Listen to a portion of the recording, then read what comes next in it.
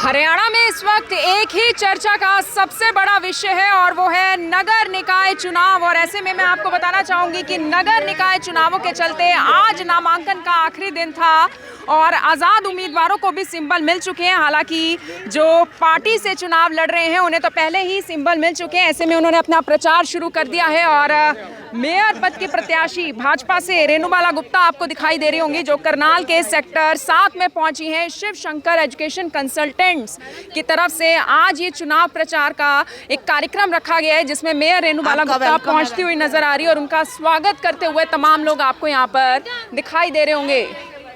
मेरी आप सभी लोगों से अपील, इस वीडियो को दूसरों तक जरूर पहुंचाएं। करनाल के सेक्टर 7 से आप देख सकते हैं और वार्ड नंबर 9 से सुजाता अरोड़ा जो कि भाजपा से प्रत्याशी हैं, पार्षद पद की उम्मीदवार हैं, वो भी आपको उनके साथ में दिखाई दे रही होंगी। और फूलों की माला डालकर स्वागत करती हुई प्रियंका भारद्वाज जो शिव शंकर एजुकेशन कंसल्टेंट की डायरेक्टर हैं, वो आपको यहाँ पर दिखाई दे रही हैं।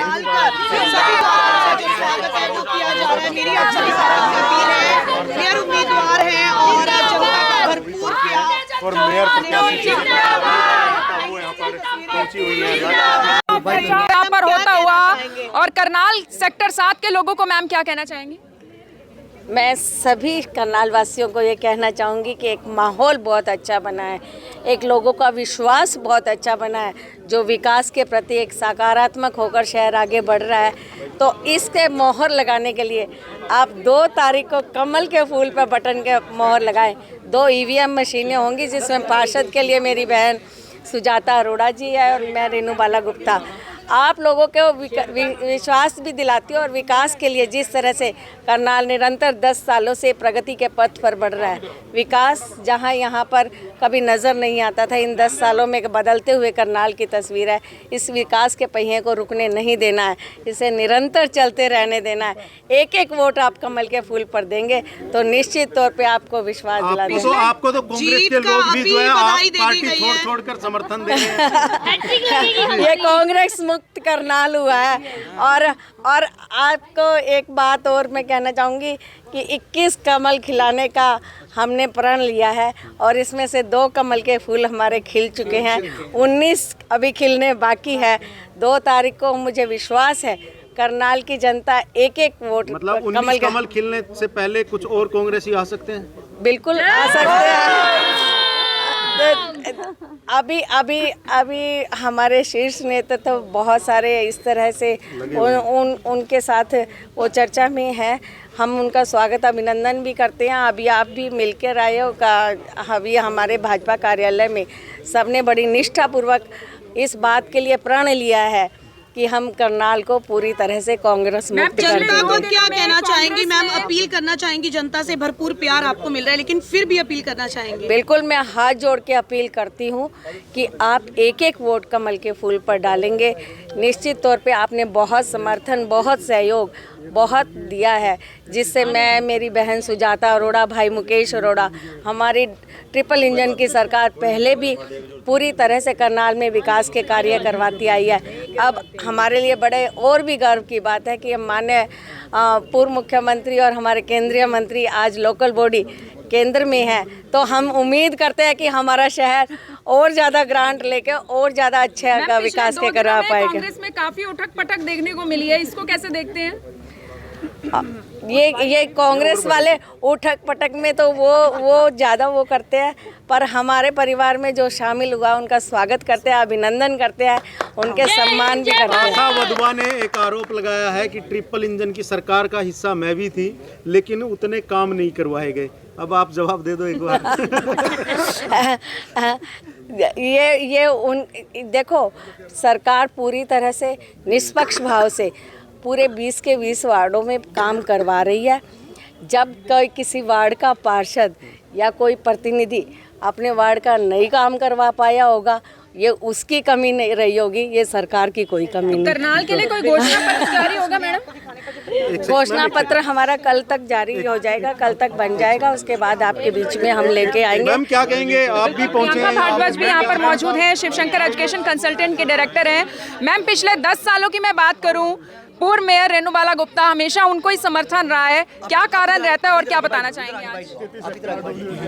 जी बिल्कुल, देखिए हम 2 दिन से जनता के बीच में ही हैं और जो हमने जनता में उत्साह देखा है वो बिल्कुल मैं बता नहीं सकती। लोग इतने खुश हैं भारतीय जनता पार्टी से। हमने जैसे लोकसभा इलेक्शन में भी काम किया, विधानसभा इलेक्शन में भी हम जनता के बीच में गए, तो उनमें यही है कि हमने आगे अपने बच्चों के भविष्य के लिए भारतीय जनता पार्टी को जिताना है। 2 फूल हमारे खिल चुके हैं, अब 19 फूल भी 2 तारीख को हम लोग खिलाकर उनकी झोली में डालेंगे। तस्वीरें आप करनाल के सेक्टर 7 शिवशंकर इमिग्रेशन कंसल्टेंट से देख रहे हैं, जहां पर प्रचार करने के लिए भाजपा से जगमोहन आनंद जो करनाल के विधायक हैं वो आपको यहां पर दिखाई दे रहे होंगे और मेयर रेणुबाला गुप्ता भी यहां पर पहुंची हुई हैं और आप देख सकते हैं शॉल उड़ाकर उनका स्वागत करते हुए जो शिवशंकर एजुकेशन कंसल्टेंट से प्रियंका भारद्वाज हैं वो आपको यहाँ पर दिखाई दे रही हैं और बुके देकर स्वागत करते हुए। थोड़ा सा आगे आ जाओ। तो आप देख सकते हैं कि बुके देकर विधायक जगमोहन आनंद का स्वागत करते हुए आपको यहाँ पर लाइव तस्वीरें देखने को मिल रही हैं। प्रचार जोरों शोरों से चलता हुआ नज़र आ रहा है। भाजपा के मैं नगर निगम चुनावों की बात करूं तो जो उनका प्रचार है वो जोरों शोरों से यहाँ पर चलता हुआ नज़र आ रहा है और जगमोहन आनंद जो करनाल से विधायक हैं उनसे एक बार बातचीत कर लेते हैं। देख सकते हैं करनाल से विधायक जगमोहन आनंद करनाल के सेक्टर 7 में पहुंचे हुए प्रचार करते हुए। सर क्या कुछ बताना चाहेंगे?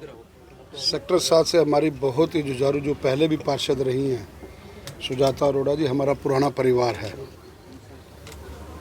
हमारे विचार परिवार से ये परिवार आता है और मुकेश जी बड़े जुझारू पार्षद रहे हैं, सुजाता जी रही हैं, युवा मोर्चा के हमारे साथी रहे हैं, संगठन में विभिन्न दायित्वों पे। आज प्रियंका भारद्वाज जो हमारी भाजपा की नेत्री हैं, बड़ी जुझारू नेत्री हैं और बहुत कम समय में इन्होंने अपनी एक संगठन में पहचान बनाई है। उनके यहाँ प्रतिष्ठान पर आज हम लोग पहुँचे हैं चुनाव प्रचार के नाते, क्योंकि निगम के प्रचार अब चुनाव जो डंका बजा उसमें हम लोग निरंतर जा रहे हैं। तो कोशिश मेरी है कि हर वार्ड में प्रत्याशी के साथ बहन रेणुबाला जी के साथ जा करके वोटों की अपील कर लें और जिस तरह से प्यार पिछले विधानसभा चुनावों यहाँ की जनता ने दिया, इस वार्ड की जनता ने दिया, तब भी प्रियंका जी ने यहाँ कार्यक्रम रखा था, तो उस नाते से आज यहाँ पहुँचना हुआ। मैं बहन सुजाता जी को, बहन को हूँ, भाभी को हूँ, हमारे बहुत ही भारी मतों से ये इस वार्ड से जीतने जा रही हैं। जनता का बहुत उत्साह है, बहुत स्नेह है, उनको मैं अग्रिम जीत की बहुत बड़ी बधाई देता हूँ। सर कांग्रेस के लिए पिछले 2 दिन बिल्कुल ठीक नहीं रहे हैं और ऐसे में पंचायत भवन में भी कुछ देर पहले हंगामा देखने को मिला। आपको नहीं लगता लोकतंत्र के अंदर लोगों पर इस बात का असर पड़ेगा? देखिए, जब आप मानसिकता बना करके जाते हैं इस तरह की, हताश निराश लोग, इस प्रकार की, करनाल के लोग मेरे को कितनी देर से जानते हैं, मेरे सब लोगों को मेरा पता है, पार्टी के लोगों को पता, करनाल की जनता को पता है। बड़े ही शांतिपूर्ण ढंग से हमने विधानसभा का चुनाव लड़ा, लोकसभा का चुनाव लड़ा और ऐसे अनेक चुनाव लड़े। और जब हमारे से बड़े नेता मुख्यमंत्री जी जब यहाँ से चुनाव लड़ चुके, तब तक ऐसा कभी काम नहीं हुआ। कल कांग्रेस किसी न किसी रूप से खाली हो चुकी थी, तो वो हताशा थी। आज उनके एक पार्षद जो स्वेच्छा से हमारे साथ गए, मतलब हमारे कार्यकर्ताओं के साथ बैठ के विचार होते ही है, जो स्थानीय प्रत्याशी चुनाव लड़ रहा होता है कि कोई आपस की सहमति बन जाए, उस नाते से वो साथ गए। मैं किसी कार्यक्रम में था, मेरे को सूचना मिली कि ऐसे ऐसे करके लोकसभा प्रत्याशी रहे बुद्धि राजा जी वहाँ जाके धक्का कर रहे हैं। पहुँचना सब कार्यकर्ता के सम्मान के लिए, मेरे को कहीं दुख तकलीफ होगी, मुझे जाना पड़ता है, जाऊँगा भी। तो मैं जब वहाँ गया तो मैंने वहाँ का जो मंदिर देखा, उन्होंने उनको अपनी गाड़ी में बिठा रखा था और कार्यकर्ता सब नारेबाजी कर रहे थे, कुछ उन्होंने धक्के धुक्के भी मारे, ऐसे आरोप है। देखो अब उन्होंने क्या कहा क्या नहीं है मैंने देखा नहीं, मैं तो जब तुरंत मैंने पूछा इधर से हमारे जिला अध्यक्ष पहुँच गए, तो हमने कहा कि भाई उनसे पूछ लो, अगर स्वेच्छा से वो वापस लेना चाहते हैं तो ले, नहीं है तो गाड़ी में बैठ गए हैं, तो अगर वो लेके जाना चाहते हैं तो लेके चले जाए। हमें पता था, क्योंकि इस बात को वो हाइप देंगे, हाइप इस प्रकार की देंगे कि भाई देखिए धन बल पर वो चुनाव जीतना चाहते हैं। अब पार्षद का चुनाव धनबल का कहाँ है, वार्ड की राजनीति है, छोटा चुनाव है, जनता की जो सेवा करेगा वो चुनाव जीत जाएगा। तो वो एक हाइप देने का प्रयास कर रहे हैं और यही गलती सुमित्रा सिंह जी ने की थी। यही तब यही इनके साथ थे ये लोग, लड़ने वाले लोग, विभिन्न प्रवृत्तियों के लोग। हमें शालीनता से अपना काम कर रहे हैं, हम पारिवारिक लोग हैं, हम सामाजिक लोग हैं, हम जनता के बीच में अपनी बात रखने के लिए जाएंगे। और ये लोग दबंगाई की राजनीति करके और फिर सरकार पर आरोप लगाएंगे कि धनबल से, प्रलोभन से हमारे पार्षदों को धमकाया जा रहा है। पार्षद आपके पास है नहीं, प्रत्याशी आपके पास है नहीं, आधे वार्ड में आपकी टिकटें 4 या 5 टिकटें आपकी बटी हैं। उस नाते से कि किसी न किसी से करनाल का माहौल ख़राब किया जाए। मैं आपके माध्यम से करनाल की जनता से अपील करूंगा कि आपने सबको देखा हुआ, सबका आपको पता है करनाल की जनता को, तो ऐसे भ्रामक प्रचारों से हमको बचना चाहिए। सर, केंद्रीय मंत्री एवं करनाल से जो सांसद है मनोहर लाल, उनके पास तो दिल्ली की जिम्मेदारी है, यानी करनाल की अगर मैं बड़े भाजपा नेता की बात करूं तो वो आप हैं, करनाल से आप विधायक हैं। ऐसे में करनाल के लिए कोई घोषणा पत्र जारी होगा? हर जहाँ निगम के चुनाव है हर जगह वहाँ पे घोषणा पत्र जारी होगा। हमारी संगठन की रीति नीति है, हम लोगों ने घोषणा पत्र की एक समिति बनाई है, टीम बनाई हुई है। विपुल जी हमारे जो कैबिनेट मंत्री हैं वो उन चीज़ों को देख रहे हैं और उसमें 8-10 लोग प्रमुख लोग हैं जो ward wise Bharatiya Janata party ने जो विकास कार्य किया उसकी एक अपना जो हमने कार्य किया वो भी अपना चुनाव प्रचार पत्रक तैयार हो रहा है और घोषणा पत्र भी जल्दी आपके सामने आ जाए। सर, आपको लगता है जिस प्रकार से आज ये जो प्रकरण हुआ तो कांग्रेस जो है सहानुभूति के साथ चुनाव लड़ना चाहती है कि सहानुभूति मिल जाए किसी तरीके से? 4 बार दल बदल के आए हुए व्यक्ति के साथ कौन सहानुभूति रखेगा? मुझे बताइए, कभी कांग्रेस, कभी इंडियन नेशनल लोकदल, कभी आज़ाद, कभी बीजेपी, निरंतर एक दल के अंदर रह करके अपनी बात रखने को जब हम जनता के बीच में जाते हैं जनता अब समझती है। अब सोशल मीडिया का इतना वास्ट ज़माना आ गया है कि आप अभी मेरे को यहाँ मैं आपके सामने बोल रहा हूँ और ये बम्बई में लोग आपके या ऑस्ट्रेलिया में बैठे लोग भी देख रहे होंगे। तो इस प्रकार के भ्रामक प्रचारों से और अगर आप सोचें कि उनको कोई सहानुभूति मिलने वाली है या आंखों में से आंसू टपका करके और झोली पसार के, मैं नहीं समझता जनता भी से सारे विषयों को समझती है। यही 6 महीने पहले मैं भी भावुक हुआ था, मेरे को भी लोग छोड़ के गए थे, यही कांग्रेस थी वो।